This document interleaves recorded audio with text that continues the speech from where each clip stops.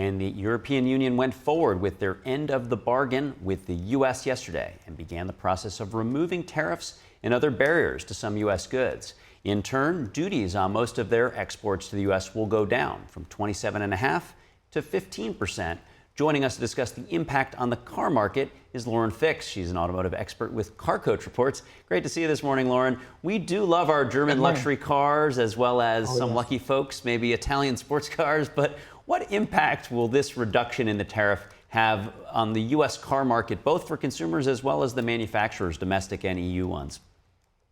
Well, part of the structure I found very interesting, and I have a report coming out tonight at 6:15 Eastern on some of the more details if you want to dive a little deeper into this. See, one of the things is when you buy a BMW, it's made in South Carolina. You buy a Mercedes-Benz, it's made in Alabama. Audis are made in Mexico right now, but other brands, of course, the Italian brands, of course, are made in Italy. That's part of the mystique. But one of the things to keep in mind, amongst other brands, of course, is when they come here, usually the engines are built specifically for the US marketplace. We have our own regulations, whether it be for road conditions, for safety, but also for emissions. And Europe has their own standards. It's called Euro 7. And it's a much higher standards. In some cases, it's completely different. Like they require forward collision warning, they cross traffic intervention, both forward and rear. And some of those are already available on some premium vehicles. And even here in the Japanese brands, like I'm driving a Lexus this week, it has those features standard. The German brands add them. Sometimes they upcharge for those. But this would change everything. If this agreement gets locked into place, you will now see the most unique thing, and for me as a car enthusiast, very exciting thing. We will be able to get some of the cars that are in Europe here, and some of our vehicles can be sold in Europe. And now, what the problem has always been is we have different safety standards than they do. They have a lot of pedestrian safety that's built into their cars, but also a lot of the emission standards. So they would then have to match our standards, not us matching their standards, which would actually be quite good for the car brands because then they build one vehicle for the full lineup across both continents. You've got all of Europe plus the US would mean car manufacturers don't have to build for two standards, two sets of testing, two sets of design. And some of it's really exciting, like laser lighting, side cameras. Instead of we have side mirrors, they have little cameras. I'm not a big fan of that. I prefer an actual mirror. But a lot of that's starting to come into play with rear view mirrors where you flip the switch and you get an actual camera, especially when you have a car full of kids. So what does all this mean for the American consumer? Is it more choice? Is it, more efficiency for the manufacturers means the prices come down? What should we expect, after a quarter or so as this starts to trickle in? Well, I'd like to think that your words go right to the CEO's ears, but we know how that goes. They're all immediately, we're all thinking, great, lower prices, better choice, but cooler design, better safety, all sounds great. I think it's going to take time for that to trickle down. There's a lot of impact here. So we're already building cars here in the US, except for Audi. Porsche does not build vehicles here, although they do have a partnership. Volkswagen Group is Audi, Porsche, and of course Volkswagen and other brands that are not sold here. We could get Seat, which is a Spanish car company. We could get Cupra, which is their very cool luxury line, which we're supposed to get here in 2030. And I've reviewed them. They're amazing vehicles. It's like a cross between an Audi and a Volkswagen. So our choices could get broader. You could get Skoda, you could get Peugeots here. You find what you like, and offering more choices to consumers is good because that creates competition, which means brands are going to have to lower their prices in order to get your sales.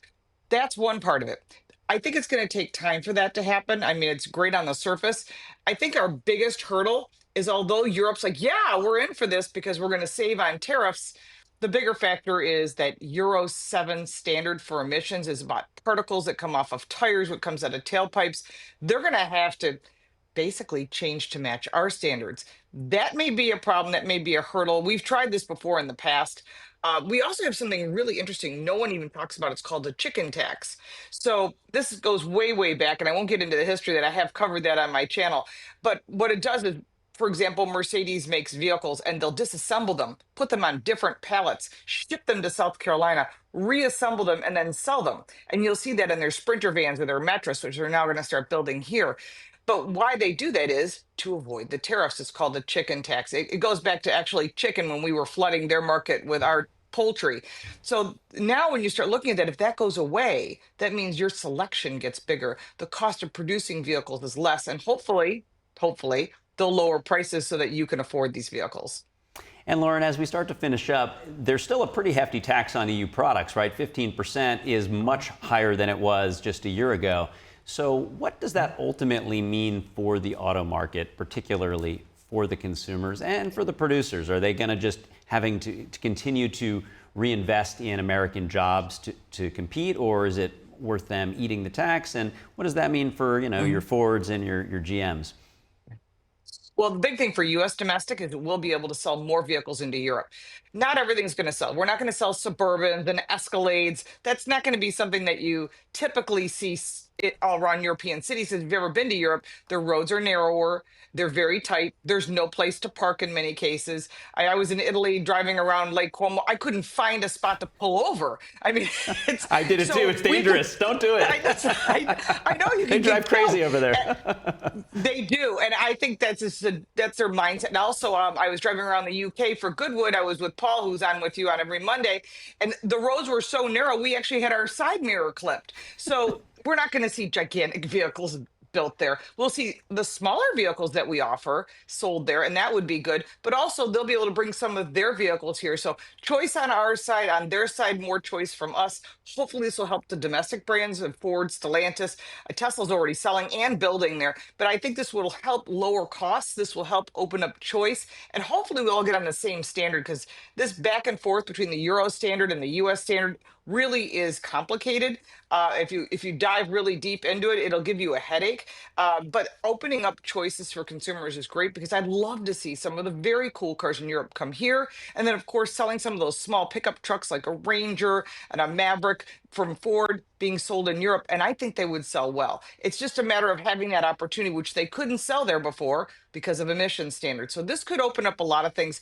The best thing is we're now taking in 15%. It's not going to impact people who are buying Lamborghinis and Porsches. Let's just face, they're going to buy them anyhow. They just showed a bunch of vehicles at Pebble Beach. They were all sold. All the special editions were sold before they even showed us the vehicles. So we know that it's not going to impact super wealthy, but for the average person, this should open up some choices and lower some prices. Lauren Fix, always great to have your insight. Have a great holiday weekend. Thanks for joining. Thank you, you too. If you like this video, give it a like and subscribe for more videos like this, and check out our car review channel, Car Smarts. You can support me by buying me a cup of coffee, and if you want even more content, check out the links in the description. I'm Lauren Fix. Thank you so much for watching.